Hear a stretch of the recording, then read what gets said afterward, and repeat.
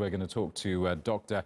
Yahya Al-Aridi, the spokesman and media advisor to the Syrian opposition, and he joins us now from Istanbul. Doctor, I don't know if you were able to hear any of that White House briefing, but I wonder what your assessment is of what will happen next in this, well, if we can call it proxy war between the US and Russia.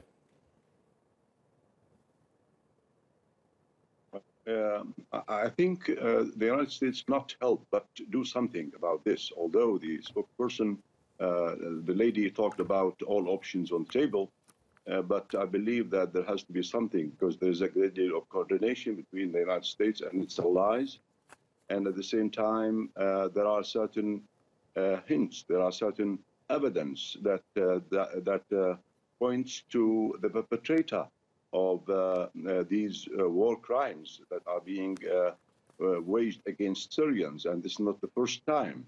If the United States doesn't do anything now, I believe that there would be a real problem. Let me ask you then, do you expect the US to engage in airstrikes against the regime? I think it's highly likely, because with this, the United States, especially the Trump administration, could achieve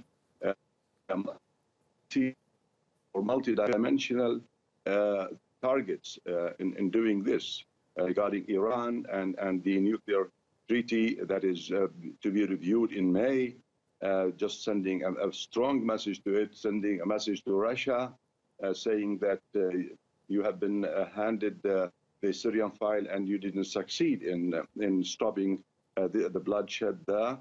And there is another one to Korea, a third one to the Middle East in general, for peace in the Middle East, for the Arab-Israeli conflict, etc. And also an internal one, which is a very important one, to just enforce some sort of credibility for a president who has been continuously attacked by the media, by other parties, etc. Let me ask you then, if Donald Trump decides not to attack, what might we expect instead from the US? What might they do instead?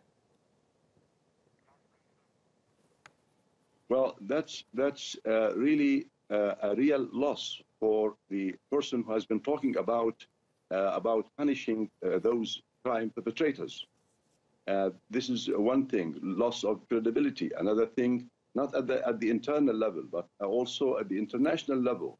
He got problems with Korea, with Iran, with Europe, with Russia in particular. All these things would be dangling out there, and the situation would start deteriorating further. That's one thing. Another thing, the United States has its reputation at stake here, because the UN Security Council has been taken hostage by Russia all this time. And now the world order would be in a state of disarray. So all these things could, if for instance, as you are suggesting, that this doesn't take place. Dr. Al-Aridi, thank you very much indeed for your time this evening.